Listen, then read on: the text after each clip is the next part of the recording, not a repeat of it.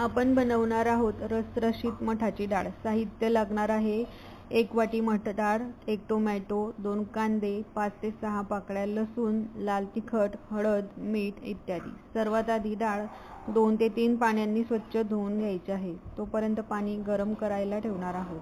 पाणी कडकडीत गरम करायचं, त्यामुळे पदार्थाला चव येते। थंड पाणी वापरल्यास पदार्थाची चव कमी होते असं म्हणतात आणि ते होतंही। आपण डाळ कुकरमध्ये करणार आहोत।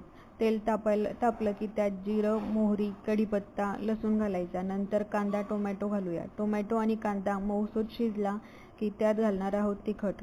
1 वाटी डाळसाठी 1.5 चमचा तिखट घेतलेला आहे। हे मीडियम तिखट आहे।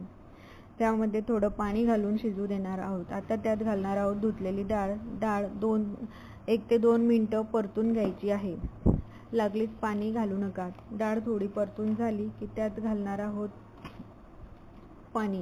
1 वाटी डाळीसाठी 3 वाट्या पाणी हे परफेक्ट प्रमाण आहे। तुम्हाला जर डाळ घट्ट आवडत असेल तर पाण्याचं प्रमाण कमी करा आणि पातळ आवडत असेल तर पाण्याचं प्रमाण वाढवा, पण 3 वाट्या पाणी हे परफेक्ट प्रमाण आहे।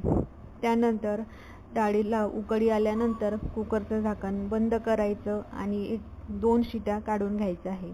2 शिट्यांमध्ये डाळ परफेक्ट शिजते। तुम्हाला जास्त शिजवायची असेल तर 1 शिटी जास्त होऊ देऊ शकतात, किंवा कमी शिजलेली आवडत असेल तर 2 शिट्या झाल्यानंतर लागलीच वाफ काढून घ्या।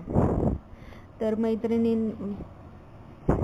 मैत्रिणींनो, आपली रेसिपी तयार आहे। मठाची डाळ रसरशीत आणि साधी, सोपी आणि हेल्दी सुद्धा आहे। कमी प्रोसेसमध्ये तयार होणारी ही भाजी आहे। आवडली तर नक्की लाईक करा, शेअर करा आणि सबस्क्राईब करा। आणि हो, तुमच्यासाठी एक टिप की तुम्ही गृहिणी असाल किंवा वर्किंग वुमन असाल तरी सुद्धा एक अर्धा तास तरी खाली मांडी घालून बसण्याचा प्रयत्न करा।